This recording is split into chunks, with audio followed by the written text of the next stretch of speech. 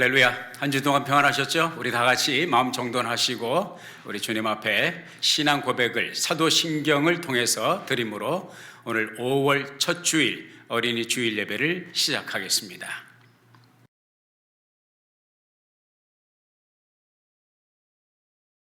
전능하사 천지를 만드신 하나님 아버지를 내가 믿사오며 그 외아들 우리 주 예수 그리스도를 믿사오니 이는 성령으로 잉태하사 동정녀 마리아에게 나시고 본디오 빌라도에게 고난을 받으사 십자가에 못 박혀 죽으시고 장사한 지 사흘 만에 죽은 자 가운데서 다시 살아나시며 하늘에 오르사 전능하신 하나님 우편에 앉아 계시다가 저로서 산 자와 죽은 자를 심판하러 오시리라. 성령을 믿사오며 거룩한 공회와 성도가 서로 교통하는 것과 죄를 사하여 주시는 것과 몸이 다시 사는 것과 영원히 사는 것을 믿사옵나이다. 아멘.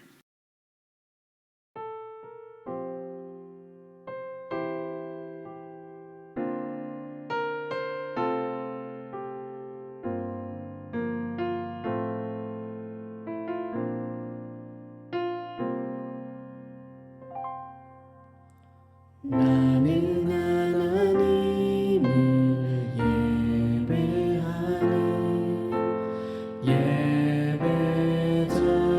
예배자입니다. 내가 서 있는 곳 어디서나 하나님을 예배합니다. 내 영혼 거룩한 은혜를 향하여 내 마음 완전한 하나님 향하여 이곳에서 바로 이 시간 하나님을 예배합니다.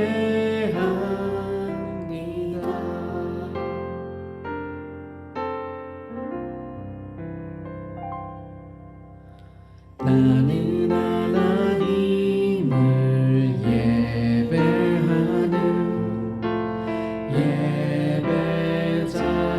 예배자입니다. 내가 서 있는 곳 어디서나 하나님을 예배합니다. 내 영혼 거룩한 은혜를 향하여 내 마음 완전한 하나님 향하여 이곳에서 바로 이 시간 하나님을 예배합니다. 내 영혼 거룩한 은혜를 향하여 내 마음 완전한 하나님 향하여 이곳에서 바로 이 시간 하나님을 예배합니다. 내 영혼 거룩한 은혜를 향하여 내 마음 완전한 하나님 향하여 이곳에서 바로 이 시간 하나님을 예배합니다. 이곳에서 바로 이 시간 하나님을 예배합니다. 하나님을 예배합니다.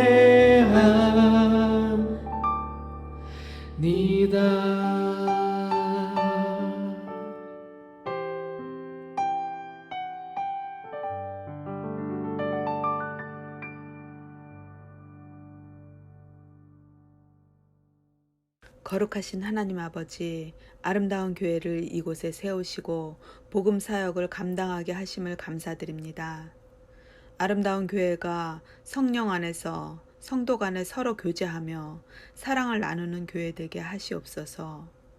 기도의 등불이 꺼지지 않게 하옵시고 하나님의 권세와 능력이 넘치는 교회 되게 하시옵소서. 어둠 속에서 길을 잃고 헤매며 죽어가는 불쌍한 영혼들을 주님 앞에 인도하는 사명을 감당하는데 힘쓰는 교회 되게 하여 주시옵소서. 저희들 지난 한 주간도 주님의 뜻에 맞추어 살아가려 노력했으나 혹시 알게 모르게 지은 죄가 있다면 주님 십자가 뒤에 감춰주시고 이 시간 회개하게 하여 주시옵소서. 주님, 이번 주는 특별히 어린이 주일 예배를 섬기게 하시니 감사드립니다. 사랑의 주님, 어린이들에게 솔로몬 같은 지혜를 주시고 여호수아 같이 강하고 담대한 믿음을 주시기를 원합니다. 마음이 온유하고 겸손하신 우리 주님을 닮아가게 하사 주님의 사랑을 늘 받고 살아가며 주님 안에서 성장하기를 소원합니다. 아이들의 사역을 위해 힘쓰는 전도사님과 레베카 선생님을 기억하시고 은혜 내려 주시옵소서. 오늘도 교회 안팎에서 보이지 않게 수고 봉사하시는 집사님, 권사님들 기억하여 주시고 티 사역으로 헌신하시는 한 목사님의 사역에 기름 부어 주시옵소서. 오늘 이 시간 강단에 세우신 목사님을 위하여 기도합니다. 목사님께 능력과 사랑이 충만케 하시고 영육간에 강건하게 하시옵소서. 이 시간 말씀을 선포하실 때 하나님의 의가 나타나게 하시고 그 말씀이 우리 가운데 임할 때 우리 영혼이 새 힘을 얻게 하시옵소서. 또한 우리의 연약함이 강해지고 마음에 상처가 있는 자는 회복되고 치유되는 은혜 있게 하시옵소서. 지금은 시작하는 시간이 오니 마치는 시간까지 주님 자정하여 주시옵소서. 이 모든 말씀 우리 주 예수 그리스도 이름 받들며 기도했습니다. 아멘.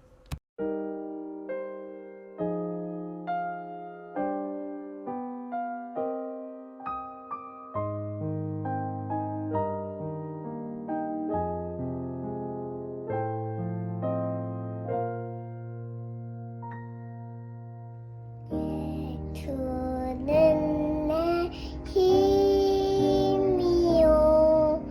나의 기쁨 내 상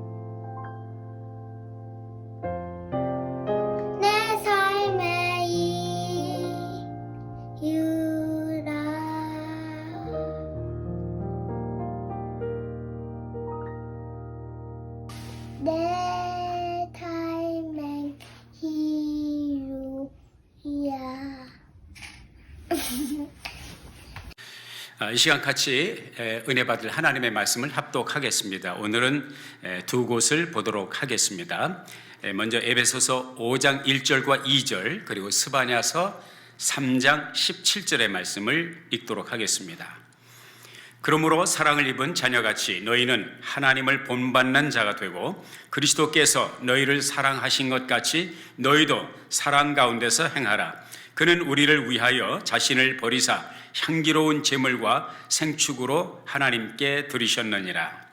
스바냐서 3장 17절 너희 하나님 여호와가 너희 가운데 계시니 그는 구원을 베푸실 전능자시라. 그가 너로 인하여 기쁨을 이기지 못하여 하시며 너를 잠잠히 사랑하시며 너로 인하여 즐거이 부르며 기뻐하시리라 하리라. 아멘. 여러분 아시는 대로 오늘은 어린이 주일 예배로 드리고요. 다음 주일은 어머니 주일이 되겠습니다. 그리고 이번 주간 목요일 매해 5월의 첫째 주 목요일은 국가 기도의 날입니다. National Day of Prayer라고 해서 오랜 전통 가운데 나라를 위하여 기도하는 그런 특별한 날이 되겠습니다. 모두 기억하시고 우리 미국을 위해서 또 두고온 조국을 위해서 기도하는 그런 시간이 되었으면 좋겠습니다. 우리 잠시 기도하고 말씀 나누겠습니다. 하나님, 이 시간 주님 앞에 나올 때에 빈손으로 오지 아니하고 우리 주님 앞에 드릴 귀한 예물을 귀한 헌금을 정성껏 준비하여 믿음으로 드린 손길마다 하나님의 은혜와 사랑과 복이 함께하여 주셔서 주님을 섬김에 기쁨이 있게 하시고 행복이 있도록 삶의 모든 영역마다 주의 은혜로 채워 주시옵소서. 하나님, 이 시간 주께서 말씀하시는 시간입니다. 부족한 종 주의 은혜 가운데 붙들어 주시고요. 듣는 우리 모두의 마음을 주님께서 다스려 주셔서 주의 음성을 듣고 깨닫고 우리의 삶 속에 실천하여 생명의 말씀의 열매 맺게 해 주세요. 예수님의 이름으로 기도했습니다. 아멘.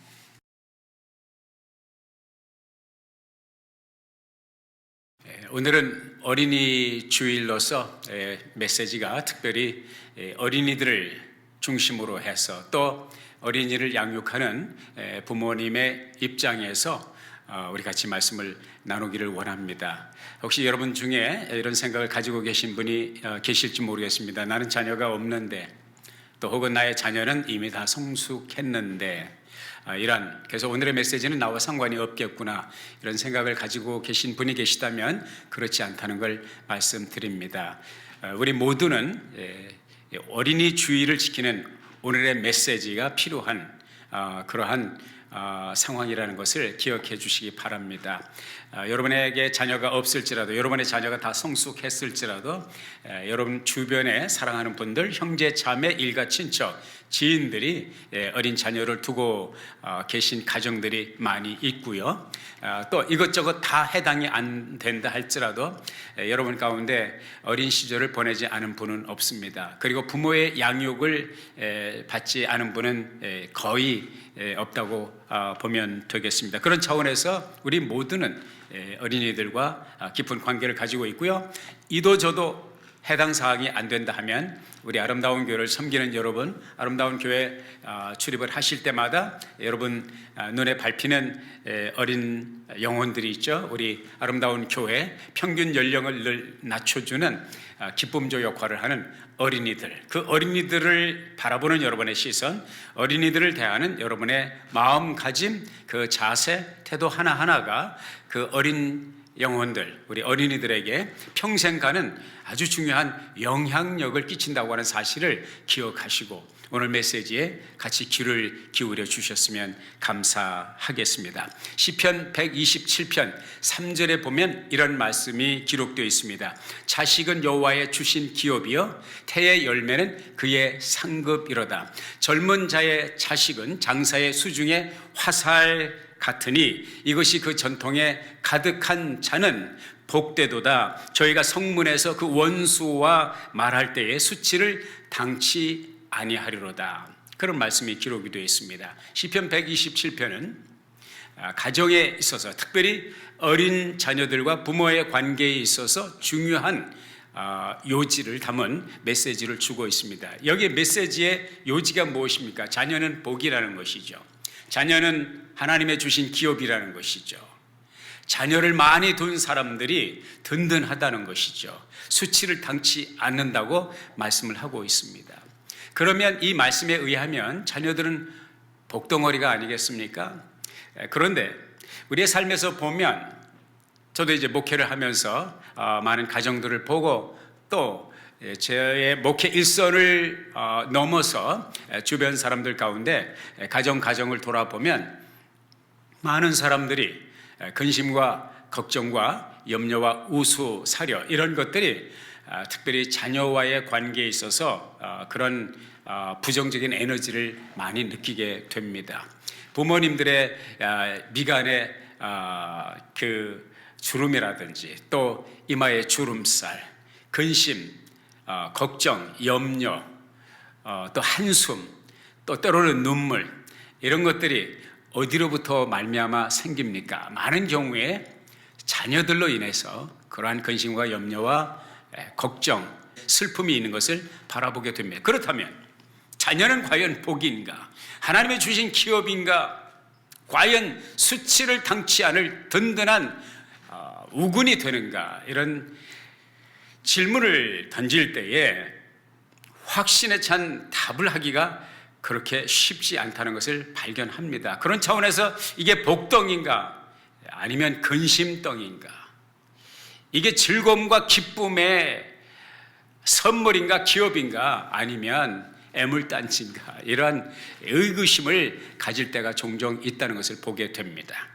과연 자녀들을 둔 부모의 입장에서 또 자녀가 되어 본 우리들의 입장에서 부모와의 관계를 생각을 해볼 때 이런 질문들에 대해서, 이런 의구심에 대해서 우리가 어떤 답을 얻을 수 있을까? 오늘 본문 말씀을 통해서 두 가지로 우리가 답을 찾을 수 있을 것 같습니다. 먼저 하나님 말씀에 보면 이런 말씀이 기록되어 있습니다. 방금 시편 127편을 말씀드렸잖아요. 그 다음 편인 128편에도 자녀에 관한 말씀이 나오고 있습니다. 거기에 보면 1절에 여호와를 경외하며 그 도에 행하는 자마다 복이 있도다, 그렇게 말씀하고 있어요. 그리고 3절에 가서 내 상에 둘린 자식은 어린 감람나무 같으리로다, 여호와를 경외하는 자는 이같이 복을 얻으리로다. 6절에 보면 내 자식의 자식을 볼지어다, 이스라엘에게 평강이 있을지어다. 자식의 복, 자식의 복이라고 말씀하고 있습니다. 그리고 내 상에 둘린 자식은 어린 감람나무 같으리로다. 이 어린 감람나무라는 것은 축복의 상징을 의미하죠. 그런데 그 앞절에 보면 여호와를 경외하며 그 도에 행하는 자마다, 이런 전제 조건이 있다는 사실을 우리가 간과해서는 안 될 것입니다. 자녀가 그냥 저절로 복덩어리가 되는 게 아니고, 자녀가 이 세상에 태어나 주기만 하면 나에게 하나님이 주신 기업과 상급이 되는 것이 아니라 그 앞에 전제하고 있는 하나님의 말씀이 여호와를 경외하며 그 도에 행하는 자마다 이러한 조건이 전제하고 있다는 사실을 발견합니다. 지난주에 살펴본 것처럼 홍해는 하나님께서 갈라 놓으셨으니 우리가 거저 건너가면 되지만, 요단강은 축복의 땅, 젖과 꿀이 흐르는 땅, 약속의 땅을 밟기 전에 건너야 할 요단강은 하나님이 먼저 열어주시지 않고 우리가 그 강을 먼저 발을 담그고 먼저 발을 적실 때, 다시 말해서 믿음으로 한 발을 내디딜 때에 그 강물이 열리는 역사가 있었다는 사실을 발견하게 됩니다. 자녀가 축복이 될 것인지 아니면 그냥 번거로운 애물단지가 될 것인지, 짐이 될 것인지 기쁨이 될 것인지, 우리와 부모된 우리와 어른된 우리와 어린 자녀와의 관계 이전에 우리의 하늘 아버지 되시는 하나님과의 관계에 밀접하게 직결되어 있다, 비례하고 있다, 이렇게 보면 정확할 것입니다. 그래서 우리가 어린이들을 인도하고 양육하고 훈육하고 이끌기 전에 우리가 먼저 하나님과의 관계를 바르게 정립하고 하나님을 우리가 바로 섬길 때에 이러한 에너지, 이러한 축복의 전제 조건이 될 수 있다는 것을 발견하게 됩니다. 됩니다. 오해가 없으시기를 바랍니다.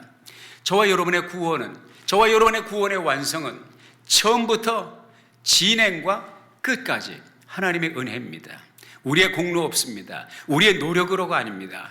우리가 분명하게 잊지 말아야 될 밑그림은, 커다란 그림은, 우리의 구원은 온전히 하나님의 손에 달려있고 하나님의 능력과 하나님의 사랑에 달려있다는 것을 잊으면 안 될 것입니다. 그럼에도 불구하고 우리 이 세상에 살면서 매일매일의 일상의 삶을 살면서 하나님을 경험할 때 하나님과 우리와의 관계에 따라서 하나님께서 우리들에게 누리게 하시는 덤으로 받는 축복이 있다는 사실을 우리는 간과해서는 안 될 것입니다. 그러므로 자녀와의 관계도 역시 마찬가지예요. 저는 주의 이름으로 도전합니다. 여러분과 여러분의 자녀, 여러분이 자녀를 바라보는 시각이, 여러분이 자녀를 생각할 때 하나님께 드리는 감사와 기쁨이 충만한 복된, 정말 복덩어리, 은혜 덩어리, 사랑 덩어리가 될 수 있는 그런 축복이 있기를 주의 이름으로 축복드립니다. 두 번째는 뭐냐면, 오늘 본문 말씀에 보니까 에베소서 5장 1절에 이렇게 기록되고 있습니다. 그러므로 사랑을 입은 자녀같이 너희는 하나님을 본받는 자가 되고 그랬어요. 하나님을 본받는 자. 여기서 이 본받는 자라고 하는 이 단어가 헬라어 성경에 보니까 미메이테스라고 되어 있습니다. 미메이테스라고 하는 말은 영어로 말하면 imitator, 다시 말하면 모방하는 사람. 영어로 mimic이라는 말이 있어요. 카피, 다른 사람을 카피하고 어떤 것을 복사한다, mimic이라고 합니다. 아니면 imitate, 따라서 한다, 그대로 모방한다, 그런 의미가 되겠는데, 거기에서 이제 나온 단어가 mimic이라고 하는 단어도 되고, imitation이라는 말, 그리고 imitator, 모방하는 사람, 모방하는 자, 이런 단어가 나옵니다. 그러니까 하나님께서 사도 바울을 통해서 우리들에게 주는 도전은 무엇입니까? 사랑을 입은 자녀같이 너희는 하나님을 본받는 자가 되라. 그러니까 우리와 우리 자녀와의 관계에 있어서, 우리가 자녀를 양육함에 있어서도, 또 가정이라고 하는 것을 생각할 때 우리가 하나님을 본받아야 된다는 거예요. 왜? 우리의 신분이 부모 되기 전에 먼저 하나님의 자녀의 신분을 가지고 있다고 하는 사실을 우리가 잊어서는 안 될 것입니다.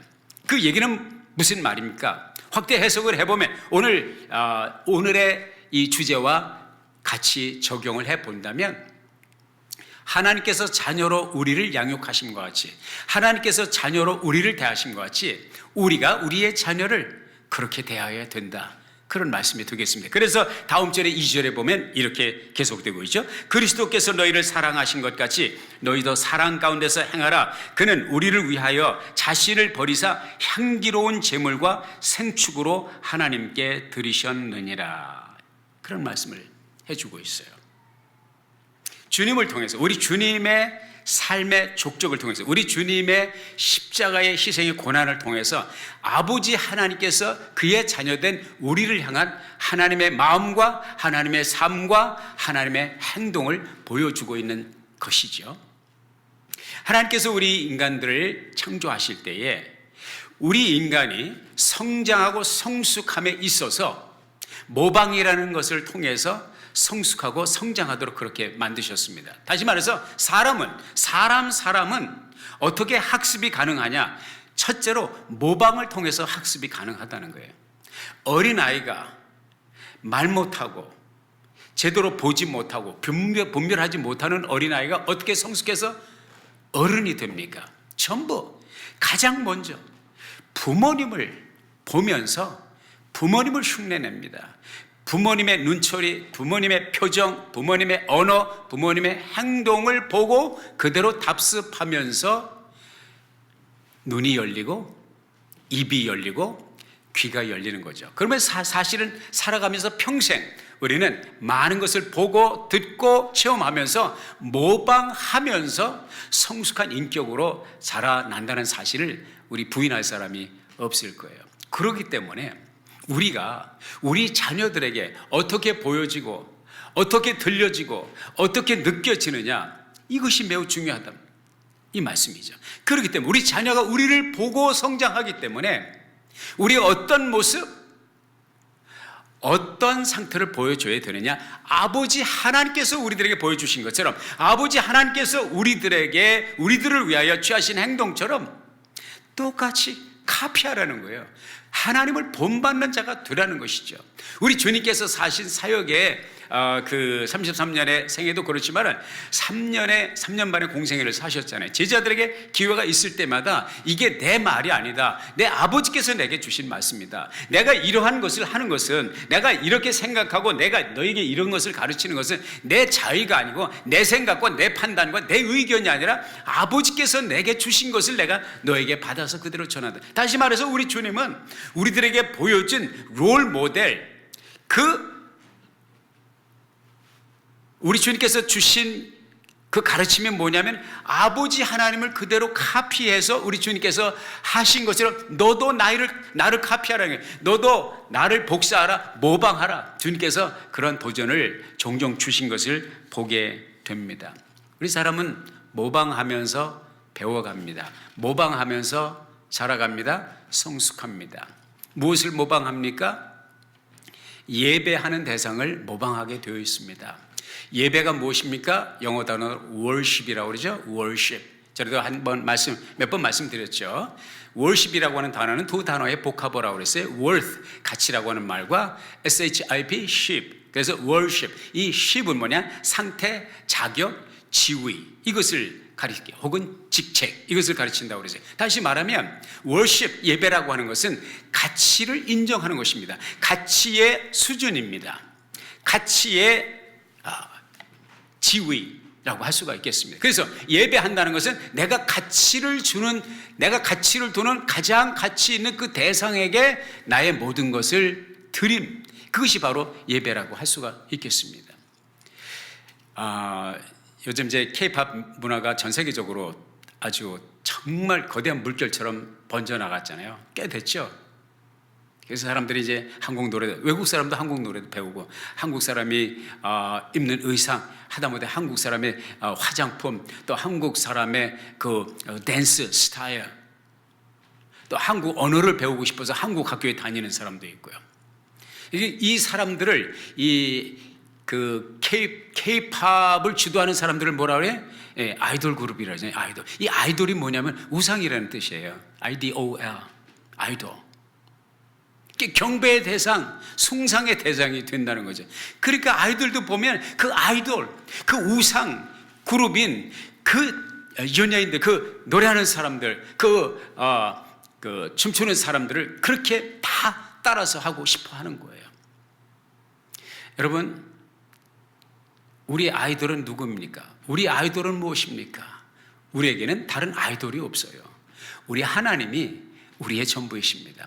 우리는 하나님께 가치를 둔 사람들입니다. 우리는 하나님이 우리들에게 가장 소중한 가치가 있으신 분이라고 인정하는 사람이고, 그래서 우리가 하나님을 예배하거든요. 하나님을 예배한다는 것은 우리가 하나님을 따라한다는 거예요. 하나님 스타일, 하나님의 음성, 하나님의 말씀, 하나님의 관심 있는데 우리가 관심 있고, 하나님의 눈길이 머무는 곳에 우리의 눈길을 주고, 하나님이 생각하시는 것을 우리가 생각하기를 원하는, 그래서 하나님을 따라가는 그 삶.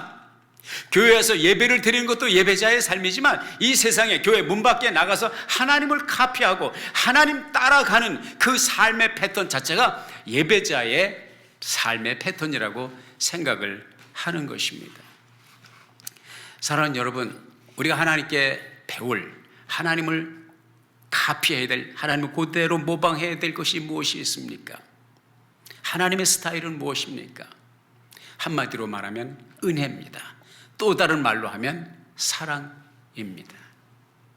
사랑은 무엇입니까? 은혜는 무엇입니까? 둘 다 한 단어를 같이 공통적으로 함축하고 있어요. 그것은 무엇입니까? 희생입니다. 희생이에요. 우리가 이제 복음을 얘기할 때 요한복음 3장 12절 하나님이 세상을 이처럼 사랑하사, 그 말씀을 되뇌이지만 이 복음은 사실 요한복음에서 시작된 것이 아닙니다. 창세기에 이미 시작됐습니다. 창세기 3장에 보면 이미 복음이 나와 있습니다. 아담과 하와가 하나님께서 금하신 금단의 열매, 선악을 알게 하는 나무 실과를 따먹고, 하나님께서 인간이 살 수 있는 최적의 환경, 에덴 동산보다 더 좋은 환경에 대해 완벽한 환경을 만들어 주셨지만, 우리 첫 조상 아담과 하와는 그것을 다 망가뜨렸죠. 왜? 하나님이 금하신 금단, 하나님이 동산에 있는 모든 실과를 다 따먹어도 좋다, 이거 하나만, 동산 중앙에 있는 선악을 알게 하는 나무 실과, 이것만은 타치하지 말아라. 뭐 가끔 그런 생각을 합니다. 왜 그것을 동산 중앙에 놓으셔가지고 참으로 인간의 운명이 이렇게 참 어렵게 되었는가, 그런 생각을 합니다. 저는 그렇게 믿어요. 그것도 하나님의 은혜라는 것이죠. 궁극적으로 우리가 하나님을 만나면, 우리 주님을 만날 때 동산 중앙에 선악을 알게 하는 나무 실과를 두신 이유가 무엇입니까? 여쭤볼 수 있겠지만, 우리가 생각할 수 있는 것은 하나님의 고귀한 뜻, 하나님의 더 큰 비전을 위해서, 우리를, 아담과 하와를 위해서 더 좋은 길을 열어주시기 위해서 그것도 허락하셨다는 것이죠. 뭐 신학적으로 할 얘기가 많지만 지금은 그것을 논할 시간이 아니고요. 그것을 따먹음으로 말미암아 에덴 동산에서 사실은 축출당하고 말죠. 저주가 임하게 되죠. 그런데 따지고 보면은요, 정말 우리 조상 아담과 하와가 선악을 알게 하는 나무 실과를 따먹을 때에 누가 운명의 철퇴를 맞은 것입니까? 누가 정죄를 받은 것입니까? 누가 형벌을 받은 것이냐고요. 누가 저주를 입게 되었냐고요. 에덴 동산에서 쫓겨난 아담과 하와입니까? 육신이 죽을 수밖에 없는 죽음의 운명에 처하게 된 우리 조상 아담과 하와입니까? 사실 따지고 보면은요, 아담과 하와가 아닙니다. 오해 없이 잘 들으시기 바랍니다. 아담과 하와가 범죄함으로 임한 저주는 누가 받아? 아담과 하와가 받은 것이 아니에요. 잘 들으세요.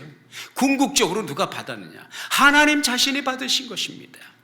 아담과 하와, 하나님의 자녀된 아담과 하와가 범죄함으로, 실패함으로, 망가뜨림으로 그 저주가, 그 형벌이 누구에게 임했습니까? 하나님 자신에게 임했습니다. 그것이 바로 우리 주 예수 그리스도께서 우리 인간의 저주를 담당하시고 아사셀 염소와 같이 성문에서 쫓겨나가서 들에서 방황하다가 짐승에, 사나운 짐승에 밥이 되는 이 비참한 운명을 받는 아사셀 어린 염소가, 그 아사셀 염소가 우리들에게 상징해 주는 것이 뭐예요? 바로 우리를 위해서 저주를 받고 영문 밖으로 쫓겨나가서 저주의 형벌을 받는 그 아사셀 염소가 아닌 진짜 희생양이신 우리 주 예수 그리스도. 매 6월절마다 수많은 어린 양이 하나님의 제단에 드려졌지만 그 어린 양은, 그 어린 양의 피, 그 어린 양의 지켜진 살은 누구를 의미합니까? 예수 그리스도를 의미합니다. 아담과 이브가 죄를 범하고 부끄러운 수치를 가리기 위해서 나뭇잎으로 가리죠. 그리고 숨죠. 어떻게 하십니까? 하나님께서 짐승의 가죽옷으로 그 나뭇잎을 대신해서 입혀주셨습니다. 그 짐승이 희생됐다는 것이죠. 그 짐승은 무엇을 상징합니까? 앞으로 오셔서 희생당하실 예수 그리스도. 성경의 페이지마다, 성경의 어려운 난해한 구절마다 열 수 있는 키는 뭡니까? 전부 예수님이에요. 신약과 구약의 전체 예수님이라고 한 인물을 통해서 열 때에 그 말씀을 이해할 수가 있는 것입니다. 저주는, 형벌은 아담이 받은 겁니까? 사실 따지고 보면 결론적으로 우리 하나님이 받으신 거예요. 아니, 하나님의 아들 예수님이 받은 거 아니에요? 여러분 아시잖아요. 하나님의 아들 예수가 받으셨다는 것은 하나님에게 어떤 의미가 있습니까? 여러분의 자녀가 고통을 당할 때 여러분은 편안합니까? 마음에 화평이 있습니까? 전 내 자식이 받는 것이 내가 받는 고통이 아니거든, 이렇게 말할 수 있습니까?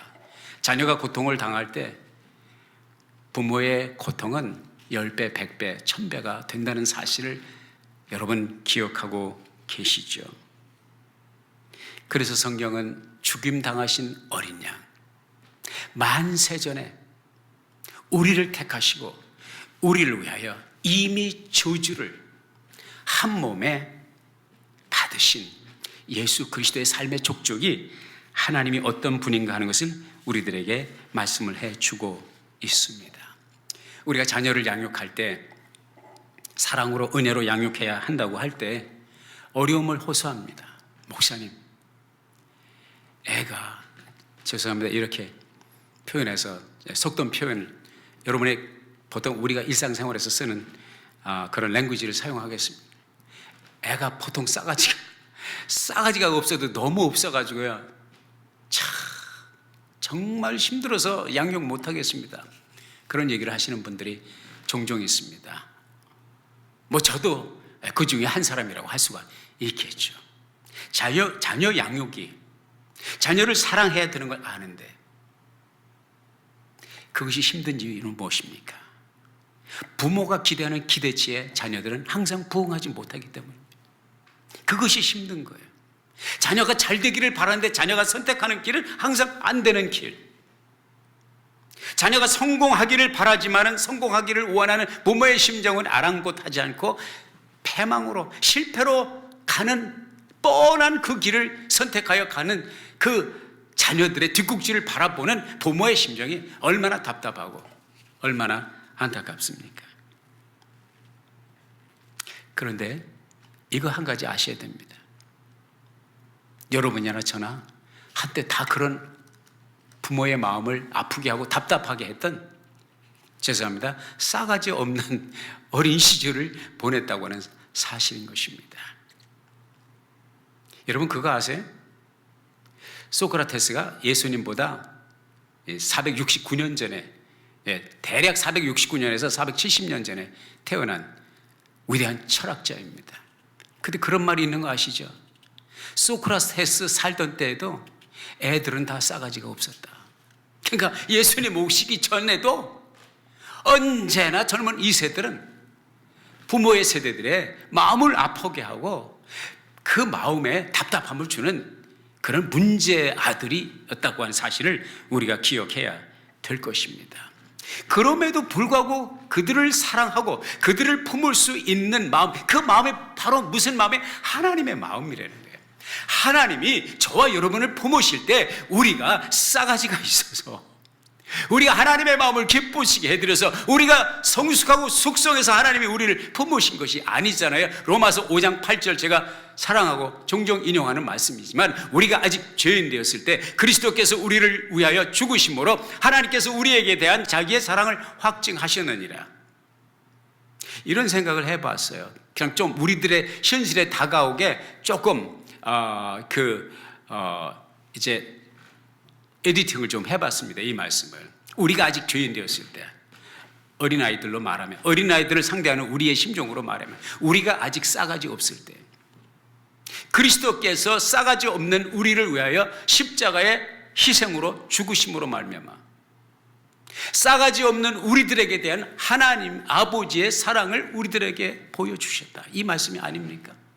하나님이 오늘 우리들에게 요구하시는 것은 자녀를 바라보는 시선이, 하나님이 우리가 아직 안 되었을 때, 우리가 아직 못 갖췄을 때, 우리가 아직 미숙할 때, 우리가 너무나 아니올시다 일 때에도 우리를 위하여 십자가를 지셨다, 희생하셨다. 그런데 우리가 여기서 한 가지 기억해야 될 것은, 주님께서 우리를 위해서 희생하실 때 억지로 하셨느냐, 마지못해 하셨느냐, 저주하면서 하셨느냐, 그게 아니라는 것이죠.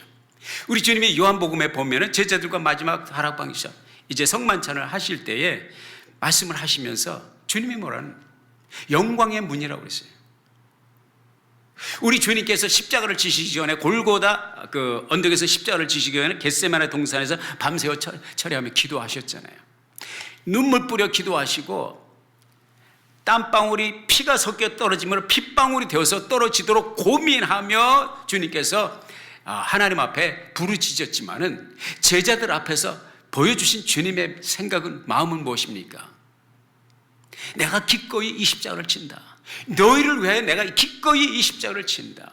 이것은 영광의 관문이라고 말씀하셨습니다. 이 말은 우리가 주님을 본받는 그러한 부모가 된다는 것은 자식이 아직 아닐 때, 자식이 아직 미숙할 때, 자식이 아직 성숙하지 못할 때, 자식의 행동과 자식의 판단과 자식의 생각이 우리의 기준으로 볼 때 기준 미달, 함량 미달, 어림도 없을 때, 소위 말하면 싸가지가 없을 때에도 우리는 주님이 우리를 바라보신 것처럼, 하나님이 우리를 바라보신 것처럼 사랑으로, 인내로, 은혜로 바라보라는 거죠.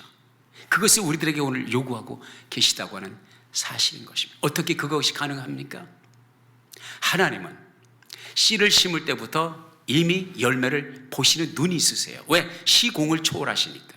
우리는 그렇게 볼 수 있어요? 없어요. 물론 농부가 씨를 뿌릴 때는 그 씨가 자라서 열매로 거두는 그때를 바라보고, 그건 뭐예요? 믿음입니다. 그렇습니다. 우리 하나님같이 전능한 전능자가 아닙니다. 그럼에도 불구하고 우리가 하나님처럼 그것을 할 수 있는 것은 믿음이 있기 때문입니다. 하나님께서 우리가 아직 죄인 되었을 때 우리를 위하여 아들 예수 그리스도를 보내주시고 아들 예수 그리스도는 우리를 위하여 십자가를 지신 것은 오늘의 우리를 바라본 것이 아니라 주 안에서 거듭나고 주 안에서 변화되고 주 안에서 성숙하고 주 안에서 성결한 완숙한 모습을 바라보는 그 비전을 가지고 기꺼이 기쁨으로 눈물을 뿌리지만 기쁨으로 씨를 뿌리는 농부의 심정으로 우리를 바라보시고 우리를 양육하신다. 오늘 본문 말씀에 보면 스바냐 3장 17절에 너희 하나님 여호와가 너희 가운데 계시니 그는 구원을 베푸실 전능자시라. 그런데 뭐라고 말씀하고 계시냐면 오늘 말씀에 보니까 우리를 바라보는 시선이 우리로 인하여 기쁨을 이기지 못하시며 즐거이 부르며 우리를 잠잠히 사랑하시고 즐거이 부르며 기뻐하시리라 말씀하셨어요. 미국이 나온 위대한 작가 가운데 문학가 마크 트웨인이라고 아시죠? 위대한 작가죠. 그런데 그분이 한 가지 좀 좋지 않은 습관이 있었다고 이렇게 욕을 잘하시네요. 컬싱을 잘하셨어요. 같이 살던 제 부인이 너무너무 남편이 그렇게 컬싱을 그 욕을 잘하니까 너무너무 힘들어했어요. 그래서 남편에게 한번 항의하는 차원에서 남편이 이제 면도를 하고 있는데 거기 들어가서 그 와이프가 남에게 평생을 들었으니까 몇십 년을 들었을 거 아니에요. 그 욕하는 거 그대로 한마디도 빠지 않고 그대로 다 남편한테 퍼부었습니다. 그랬더니 면도를 하다가 이 마크 트웨인이 자기 와이프를 물끄러미 바라보면서 단어는 정확한데 거기에 억양이 들어가 있지 않아. 영어로 말하면 there is no tune. 에너지가 안 나온다는 거예요. 억양이 안 맞는다는 거예요. 감정이 안 실린다는 거예요. 말은 욕을 하고 있지만 욕을 하는 사람의 감정과 억양이 에너지가 안 나온다는 것이죠. 오늘 스바냐서 3장 17절에 보면 하나님이 우리를 바라보시는 눈길, 하나님이 우리를 향하여 바라보실 때 느끼시는 그 기쁨, 그리고 노래한다고 하신 그 말씀, 즐거이 부르며 기뻐하시리라. 이 말씀은 뭐예요? 그 감정, 그 튠, 그 에너지가 기쁨과 사랑으로 은혜로 충만한 것을 우리들에게 보여줍니다. 저부터 시작해서 부모된 우리들은 자식을 사랑한다고 말하면서 과연 사랑의 에너지를 담아서 주느냐?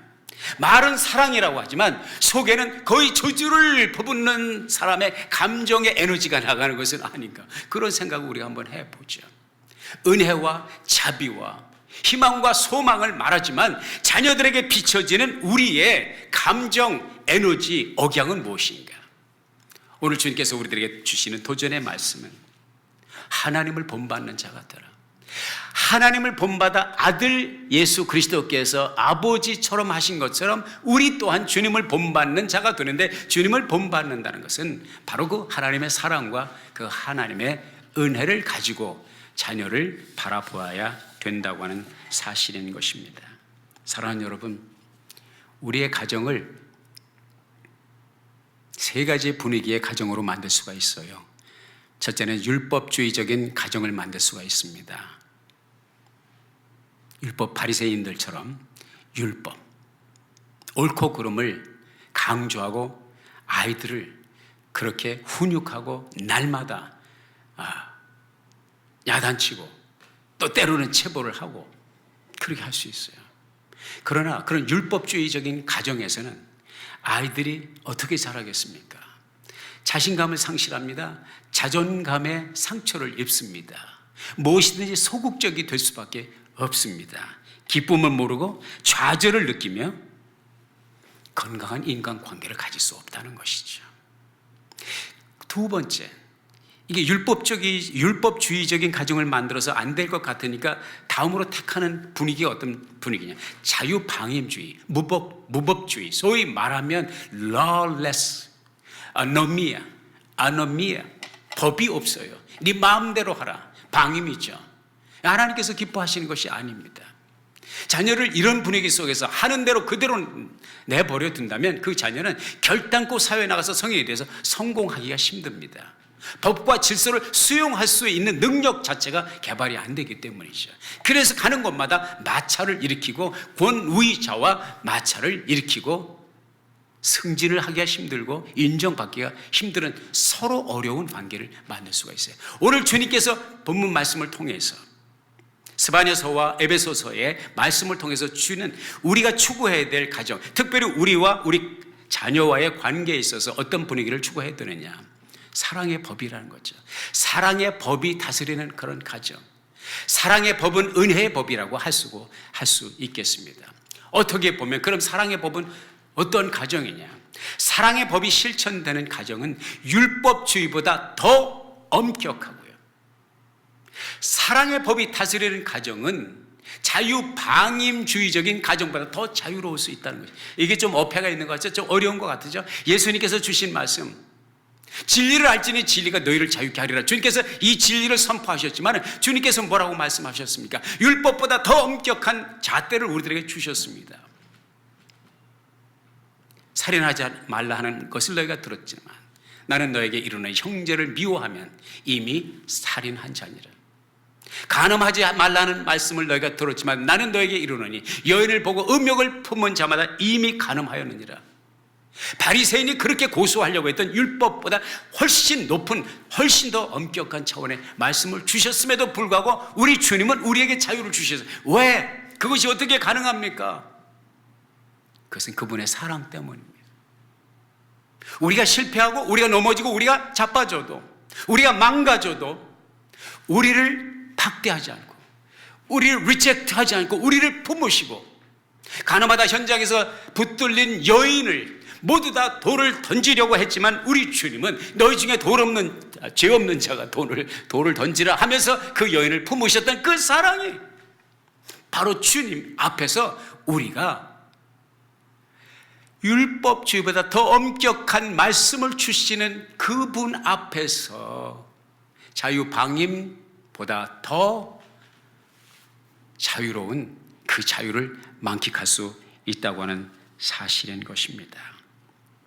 사랑하는 여러분, 오늘 어린이 주일을 맞이하여서 우리가 사실은 1년 내내 어린이 주일처럼 생각하고 어린이를 대해야 되겠지만요, 오늘 하루만이라도, 아니 이번 주간 한 주간이라도 자녀를 바라보는 나의 시선은 하나님께서 닮으라고 하신 사랑의 법이 지배하는 가정을 이루는 눈길인가? 내 자녀를 향해서 던지는 말 한마디, 내 자녀를 향해서 품는 내 생각이 아버지 하나님의 생각을 닮아가는 것인가? 한번 생각하는 걸 한 주간이 되었으면 좋겠습니다. 저와 여러분을 바라보며 기쁨의 노래를 부르시는 하나님의 마음을 본받아 우리를 스쳐가는 우리 그늘 아래 있는 어린 자녀들, 또 아니면 어린이들, 이런 사랑의 노래를 가슴에 두고 바라보고 맞이할 수 있는 저와 여러분이 될 수 있기를 주의 이름으로 도전합니다. 기도하겠습니다. 하나님 주신 말씀 마음에 아로새기고 주의 뜻을 이루는 우리 모든 성공자가 되게 해 주시옵소서. 예수님의 이름으로 기도했습니다. 아멘.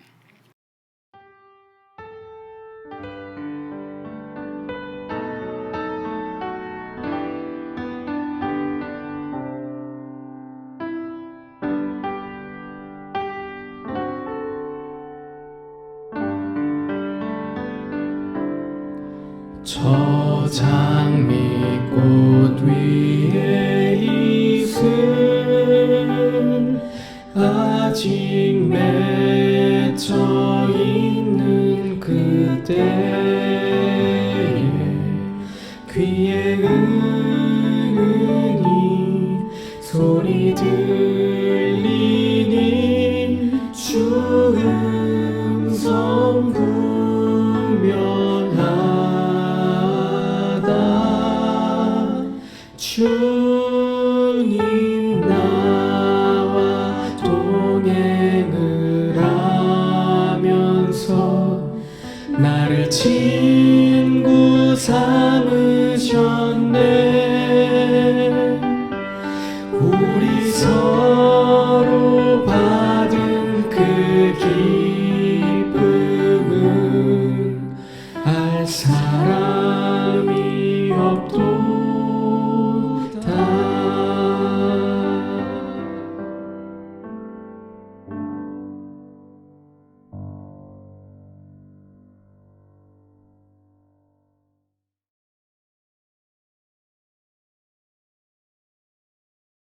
지금은 우리 주 예수 그리스도의 크신 은혜와 아버지 하나님의 극진하신 사랑하심과 보혜사 성령님의 감동, 감화, 내주하시고 교통하시는 역사가 오늘 귀한 주일 예배 신령과 진정으로 예배하고 이 자리를 일어서는 사랑하는 주의 자녀들과 저들의 가정과 우리가 살고 있는 미국 땅, 조국 땅, 북녘 땅, 세계 선교 지역 위에 이제로부터 영원토록 함께 있을지어다.